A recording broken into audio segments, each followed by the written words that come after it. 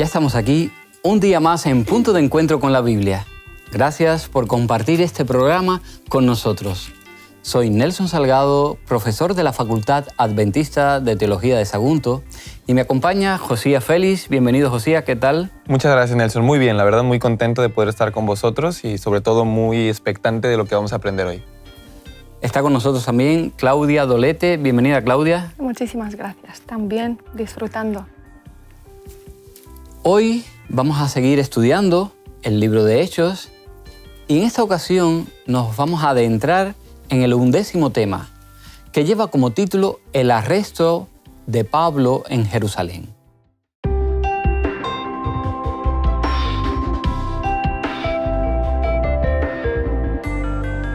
A la noche siguiente se le presentó el Señor y le dijo: «Ten ánimo, Pablo, pues como has testificado de mí en Jerusalén, así necesito que testifiques también en Roma». Hechos capítulo 23, versículo 11. Poco después del primer viaje misionero de Pablo, se hizo evidente que había un desacuerdo elemental en la iglesia sobre cómo admitirlo a los gentiles en la fe. Quizás al percibir la escalada de conflicto, Pablo concibió un plan para promover la unidad de la iglesia. Como en el concilio le pidieron que se acordara de los pobres, decidió entonces invitar a las iglesias gentiles a brindar ayuda financiera para los hermanos de Judea. Tal vez la esperanza de Pablo era poder también construir puentes entre ambos grupos. Esto podría explicar su determinación de ir a Jerusalén al final de su tercer viaje. Por un lado, tenía un amor sincero por sus compatriotas, los judíos, como vemos en Romanos 9. Por otro, anhelaba ver una iglesia unida, como lo expresó en Gálatas 3:28. Como los judíos y los gentiles eran salvos por igual, no por las obras, sino por la fe, cualquier marginación social que había o que pudiera haber entre ellos, basada en esos requerimientos ceremoniales de la ley, iba en contra de la naturaleza inclusiva del Evangelio. En el programa de hoy vamos a seguir a Pablo, vamos a verle entrar en una nueva etapa de su vida y vamos a ver un poquito más de su misión. Según Hechos 21, el capítulo que específicamente vamos a tratar en este día, cuando Pablo llegó a Jerusalén, recibió allí una cálida bienvenida. Seguidamente, Jacobo y los ancianos de Jerusalén, preocupados por la reputación de Pablo entre los judíos locales, porque no seguía el rito de la circuncisión ni observaba algunas costumbres. Pero, ¿eso era realmente cierto? En anteriores programas hemos analizado Hechos 15, que fue el Concilio de Jerusalén, que fue el primer diálogo que tuvieron las iglesias ante encontrarse con un problema. Un grupo de judíos decía que los gentiles cristianos tenían que circuncidarse y obedecer la ley de Moisés ceremonial, de cierta manera, o de todos los rituales con los que se encontraba esa ley. Entonces, se reúnen ahí todos los apóstoles, los discípulos y los cristianos, y de cierta manera toman alguna decisión conforme a esto y dicen, bueno, hemos decidido bien que solamente se abstengan de unas ciertas cosas. Recordamos que Pablo después hace un viaje misionero a lo largo de mucho tiempo y durante ese tiempo predicaba a gentiles y a judíos, no solamente a gentiles, y que Pablo también pasaba primero por las sinagogas judías y predicaba hacia ellos. Probablemente eran judíos que no tenían, no sé, algo tan arraigado hacia las tradiciones como lo eran los de Jerusalén, de Judea y los alrededores, pero sin duda alguna eran judíos. Entonces Pablo en ningún momento fue su intención contradecir lo que este concilio había dicho o simplemente tratar de dividir a estas iglesias que estaban entre judíos y gentiles. Entonces, claro que no era cierto lo que estaba haciendo, esta reputación. Simplemente que Pablo tenía que adaptarse al lugar que iba. No podía ir al gentil tan tradicionalmente judío, porque finalmente ya habían hecho este salto del tradicionalismo judío a pasar realmente al cristianismo, donde predicaban solo a Cristo y entendían que Cristo había finalizado toda esta ley ceremonial que antes estaba con un objetivo que era mismo señalar a Cristo. Entonces, claro que no era verdad. Pero por supuesto, también vemos el ejemplo que pasa con Timoteo. A Timoteo lo circuncida. Pablo mismo los circuncida. ¿Por qué los circuncida? ¿Para qué? Para evitar que hubiera cualquier barrera, cualquier excusa, para que los judíos no pudieran recibirle. Entonces vemos que Pablo era judío con el judío, era griego con el griego, era gentil con el gentil. Entonces se adaptaba, por supuesto, respetando sus principios, para poder hacer llegar el evangelio. Pero el judío de aquí eran muy recelosos. Y Pablo también lo era. Después lo explicará en Filipenses 3, donde dirá, si ustedes son celosos, yo lo fui más, que incluso fue perseguidor por el amor que yo tenía hacia mis tradiciones. Entonces, por supuesto que esta reputación estaba mal infundada por todos los judíos, los judíos o los ancianos que estaban ahí. Y esa reputación no era verdad. Pablo era una persona respetuosa de las tradiciones, respetuosa de los gentiles y respetuosa a la hora de adaptarse para predicar el evangelio. Según Hechos, capítulo 21, versículo de 23 al 26, ¿de qué forma demostró Pablo que aún era un fiel judío? ¿Y qué nos enseña esto a nosotros hoy en día? Cuando él llegó ahí, se encontró con Santiago, pero junto a Santiago, que era el hermano de Jesús, vinieron los ancianos, todos los ancianos de aquella congregación.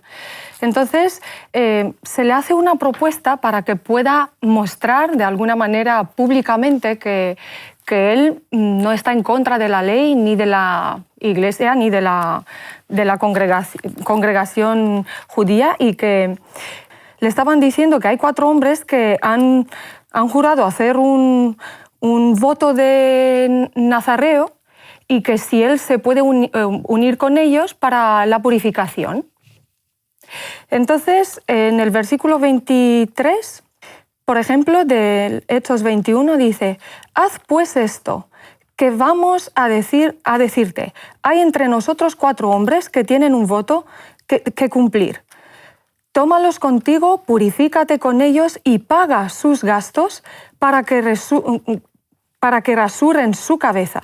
Y todos entenderán que no hay nada de lo que les informaron acerca de ti, sino que tú también guardas la ley». Pablo, sin protestar, se une a este voto y sube al templo. Ahí vemos a Pablo dispuesto a hacer concesiones para mantener la paz de aquel lugar, porque él era una persona multicultural y ya había entendido el Evangelio de tal manera, tan bien, que no le importaba ninguna de estas cosas que tenía que hacer para mostrar que él está a favor. Tenemos unos versículos que él mismo nos ha dejado por evidencia. En primera carta de Corintios, en el capítulo 9, dice, «Con los judíos me hice como judío, por ganar a los judíos, a los que están sujetos a la ley, aunque yo no estoy sujeto a la ley». En adelante dice, «A los que no tienen la ley me hice como si yo estuviera sin ley, aunque no estoy sin la ley de Dios, sino en la ley de Cristo, para ganar a los que están sin ley. Me hice débil a los débiles, para ganar a los débiles. A todo me hice todo, para que de algún modo salve a algunos. Esto hago por causa del Evangelio, para participar de él». Le vemos a Pablo que está dispuesto a todos estos posibles, no cambios, pero porque él tenía convicciones firmes, pero dispuesto a tener concesiones con las personas para mantener la paz y el equilibrio en el lugar donde estaba. No era una persona de conflicto. Pienso que es un ejemplo extraordinario a imitar. Un hombre como Pablo, con sus características, además con el prestigio que tenía, apóstol de los gentiles, y es capaz de, con humildad, qué diferente a veces somos, ¿verdad? En nuestras congregaciones, en nuestras iglesias, a veces hay personas que quieren defender sus derechos por encima, aunque rompan la unidad de la iglesia. En cuestiones, ¿verdad?, doctrinales, no, la doctrina es clara, firme, son los principios firme, sí, que están en la palabra de Dios, no son nuestros principios, son los principios de la palabra de Dios, ahí no podemos tener problemas de movilidad.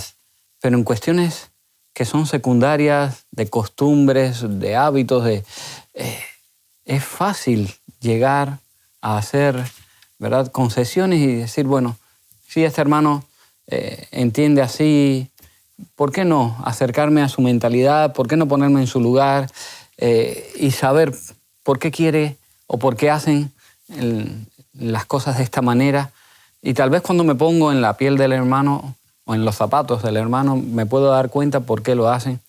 Así que principios, doctrinas de la palabra de Dios inamovibles, otras cosas son fácilmente de arreglar.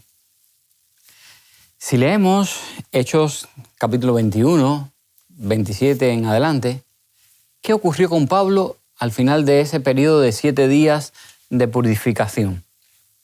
Por ese esfuerzo de Pablo de tratar de hacerse judío con el judío, de quitar cualquier barrera y de mostrarse fiel ante sus hermanos en ese momento, pues vemos en el versículo 27 que después de ese momento de purificación de 7 días, la población de Jerusalén dice: israelitas, ayudad, este es el hombre que por todas partes enseña todas contra el pueblo, la ley y este lugar.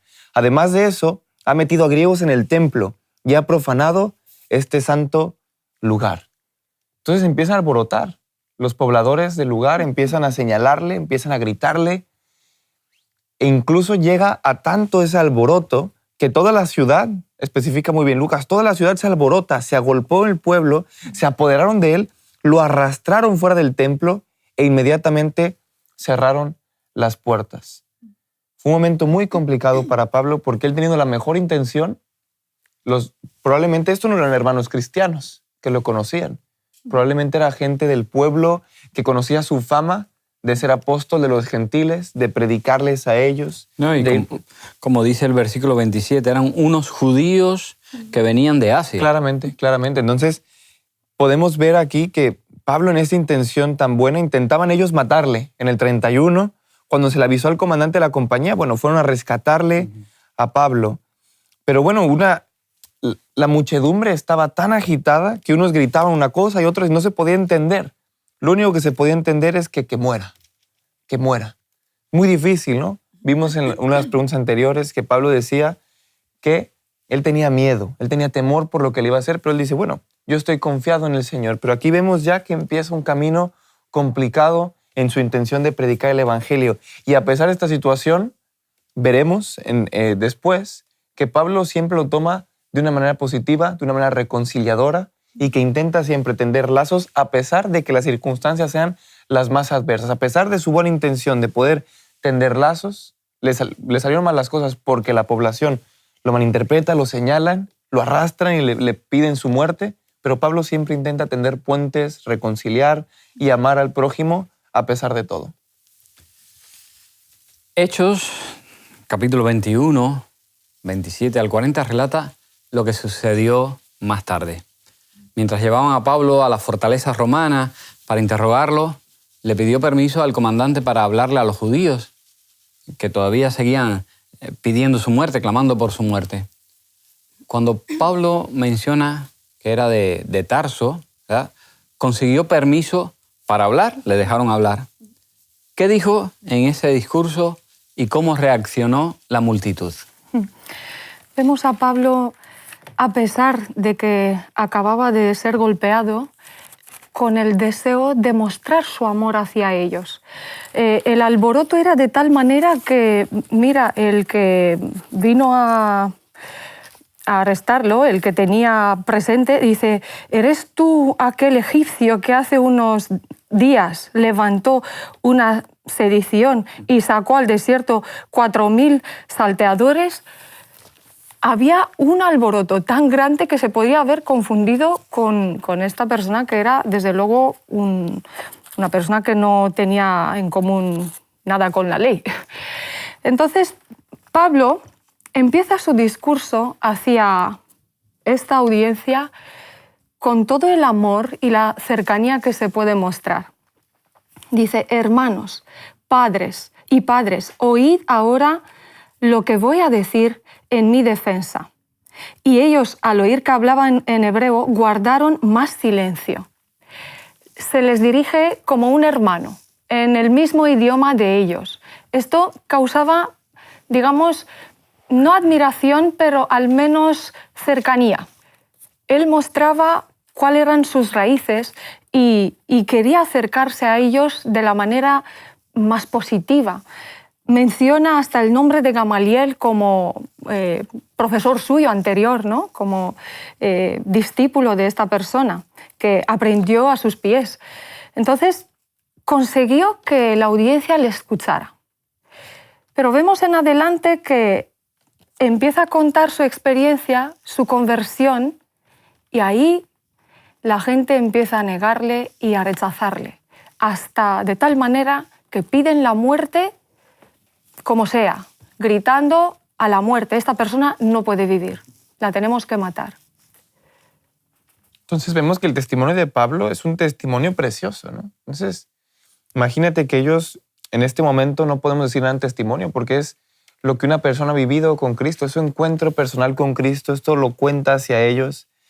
Pero fíjate hasta dónde estaban tan velados, tenían un velo en sus ojos que no podían ver más allá, que incluso el testimonio de Pablo, sabiendo ellos también que era uno de los fariseos más recelosos, que está en una alta posición y él lo relata. Yo era perseguidor de ellos y ve lo que me pasó. Ahora, date cuenta de esa transformación que he tenido, esa conversión que he tenido gracias a Cristo Jesús. Pero ellos estaban tan recelosos, estaban tan, no sé, tan envidiosos de toda esta situación, estaban con tanto odio en su corazón que le piden la muerte a pesar de él hacer una defensa impecable, una defensa con amor, teniendo puente, reconciliadora, y así que le piden su muerte. Qué triste, porque muchas veces también podemos pasar esto hoy en día, ¿no? Poder no entender que una persona ha sido convertida o incluso señalarle, decir, mira, yo te vi antier haciendo esto y ahora te quieres cristiano, ¿tú quién eres, no? Entonces mucha gente podría decir, venga, esto es una hipocresía de Pablo. Y no era así, realmente estaba convertido. Y tenemos que tener cuidado siempre que señalemos la conversión de alguien, porque puede ser que tuvo un encuentro muy fuerte y personal con Cristo Jesús y nosotros tendríamos que respetarle, amarle y recibirle. Y vemos que ahí estaba el sumo sacerdote y los ancianos como testigos. Y entonces cuando él menciona el nombre de Esteban, fue cuando realmente se encendió todo este odio hacia él, porque era como, le veían como un traidor. Tú antes estuviste con nosotros y ahora nos estás contando que lo que hiciste con Esteban estaba mal. Entonces dicen, a morir, porque es un hipócrita, es un falso. El comandante romano quizás no entendió todo lo que dijo Pablo, así que lo interrogó, pero además con azotes lo azotó. Azotes que pararon cuando Pablo mencionó que además de ser judío era de nacionalidad romana, de modo que no se le podía someter a esa clase de tortura. Finalmente, este hombre, el comandante, le pidió al Sanedrín que asumieran el caso, que asumiera ese caso, como lo vemos aquí en Hechos 22:30, y que continúa pues, hasta el capítulo 23. ¿Cómo comenzó Pablo su defensa allí ante el Sanedrín? Pues Pablo estaba dispuesto a morir. Él estaba dispuesto a perder la vida, pero así como hemos visto, siempre con cercanía, siempre con el deseo de llegar al corazón de estas personas y siempre con Cristo en medio de su testimonio, haciendo referencia a sus raíces, haciendo referencias a su condición, tanto como fariseo, tanto como ciudadano romano o judío, pero siempre teniendo a Cristo en medio de toda su conversación. Él hace de todas estas tribulaciones. Es impresionante, Pablo, cómo no se pierde delante de estas situaciones muy difíciles, muy duras, ¿no? Él hace una oportunidad de dar testimonio de Cristo. No buscaba esto, no era una persona dada al conflicto, pero convertía el conflicto en un momento de conversación acerca de mensaje acerca del Evangelio. Además vemos también a Pablo con una gran astucia, ¿no? Porque también Pablo era una persona elocuente y además una persona astuta, que si se podía librar de ese sufrimiento, pues probablemente lo iba a intentar poder librarse, para poder seguir predicando el evangelio, para poder seguir. Entonces, vemos también a Pablo una persona de carácter, que no se dejaba también maltratar de cierta manera. Entonces, cuando en ese momento a Pablo vemos en el principio, en el capítulo 23, dice, hermanos, yo con toda buena conciencia he vivido delante de Dios hasta el día de hoy. El sumo sacerdote, Ananías, manda a golpearle en la boca. Entonces Pablo responde fuertemente, dice, Dios te golpeará a ti, pared blanqueada. ¿Estás tú sentado para juzgarme conforme a la ley y quebrantando la ley me mandas a golpear? Entonces vemos aquí también que Pablo reclama que estaban siendo totalmente injustos ante él. Y entonces dice, al sumo sacerdote Dios insulta, dice, no sabía que era sumo sacerdote. Con gran astucia dice, no maldecirás a un príncipe de tu pueblo. Es muy importante esto porque Pablo también intenta hacer una defensa de decir, por favor no me traten de esa manera. También intenta protegerse y también proteger a los hermanos cristianos porque es lo que estaba pasando con los cristianos en ese momento, que estaban continuamente maltratados por este pueblo judío. Entonces decían, hey, basta, no puede ser que nos traten mal solamente por creer en Cristo Jesús, ¿no? Entonces de ahí empieza una defensa, incluso se hace un complot contra Pablo, pero lo que podemos resaltar arriba de todo esto tan negativo que vino sobre Pablo es el versículo 11, donde dice, a la noche siguiente se le presentó el Señor y le dijo, ten ánimo, Pablo, pues como has testificado de mí en Jerusalén, así es necesario que testifiques también en Roma. Entonces, mismo Jesús le dice, ¿sabes qué? Ten ánimo, no te preocupes, Pablo, porque a pesar de la situación tan horrible, yo estoy contigo y te voy a acompañar. Y así testificado, a pesar de esto, también lo harás en Roma. Y muy interesante que él tiene el discernimiento de aquel momento y sabía que tenía delante fariseos y saduceos que estaban discutiendo acerca de la doctrina. Unos creían en la resurrección, otros no. Entonces él solo lanza una frase y desde luego ellos empiezan a alborotarse y a discutir entre ellos. Y claro, esta era una imagen, desde luego para la audiencia y para los superiores que tenían que ver todo esto, era una imagen de incoherencia hacia los que estaban interrogando a Pablo. Con lo cual lo sacan de ahí y lo dejan descansar, digamos, de este alboroto. Entonces tenemos que destacar simplemente esta situación de que realmente tengamos ánimo, de que a pesar de que las circunstancias sean complicadas, a pesar de que cuando creamos probablemente todo se venga a nuestra contra, probablemente estoy en una familia donde me critican por empezar a seguir a Cristo, pero tenemos que quedarnos con esas palabras. Ten ánimo, no te preocupes, que es necesario que testifiques a pesar de que las circunstancias sean muy adversas. Es importantísimo que el cristiano se muestre pues prudente, se muestre amoroso en cualquier circunstancia, no importando cuál sea, sabiendo que el Señor le dice, ten ánimo, estoy contigo. Sí, no es cuestión de buscar la persecución, de provocarla, pero sí ser capaces de confiar en el Señor, que cuando llegue, el Señor va a estar con nosotros. Y te inspira cómo reaccionar, cómo accionar. Al final, dadas las diferencias doctrinales entre los saduceos y los fariseos que constituían allí el Sanedrín, el problema real de Pablo era que proclamaba la resurrección de Cristo. Los saduceos no creían en la resurrección de los muertos. Si Jesús no había resucitado, su ministerio entonces no tenía sentido. Para animarle, el Señor se le apareció con esas palabras de ánimo que bien decías tú, Josías, diciendo que igual que había testificado de él allí en Jerusalén, necesitaba que lo hiciera en Roma. Su anhelo de predicar en Roma iba a hacerse realidad. Sin embargo, más de 40 judíos extremistas conspiraron, dice el capítulo, para matarle. Los extremismos siempre son peligrosos, pero Dios hizo que el sobrino de Pablo se enterara y se lo dijera. El comandante envió entonces una carta al gobernador Félix.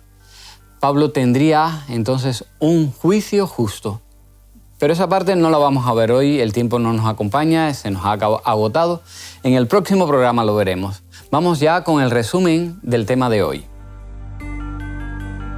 Necesitamos comprender que la providencia de Dios no siempre es como pensamos o deseamos, pero siempre es la mejor. Hemos de aprender a confiar en Dios, especialmente en las dificultades.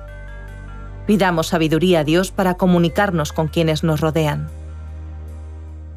Así es, queridos amigos. Cuando hacemos las cosas según la voluntad de Dios, no tenemos garantía de que estaremos a salvo. Pero debemos confiar en que Dios no nos va a abandonar, sino que nos dará el coraje para perseverar. Al final, este mundo es menos de un segundo de la eternidad. La perspectiva divina de la existencia es muy diferente de la nuestra, pero podemos tener la seguridad de que Dios está con nosotros en cualquier situación que nos toque afrontar. Nos vamos ya. Nos encontramos aquí, en Punto de Encuentro, en el próximo programa. Que el Señor os bendiga. Hasta pronto. En esta ocasión, Pablo y sus acompañantes presentaron formalmente a los dirigentes de la obra en Jerusalén las contribuciones enviadas por las iglesias gentiles para el sostén de los pobres entre sus hermanos judíos. Estas ofrendas voluntarias expresaban la lealtad de todos los conversos gentiles a la obra de Dios organizada en todo el mundo, y todos debían haberlas recibido con agradecimiento. Sin embargo, era evidente para Pablo y sus acompañantes que aun entre aquellos delante de los cuales estaban en ese momento, había quienes eran incapaces de apreciar el espíritu de amor fraternal que había inspirado esos donativos. Dios no había dispuesto que las labores de Pablo terminaran tan pronto, pero no hizo ningún milagro para contrarrestar el curso de las circunstancias creadas por el proceder de los dirigentes de la Iglesia de Jerusalén. Después de que las manos están cruzadas sobre su pecho exánime, cuando la voz de amonestación y aliento se acalla, entonces los obstinados pueden despertar y ver la magnitud de las bendiciones de las que se privaron. Su muerte puede realizar lo que no logró hacer en vida.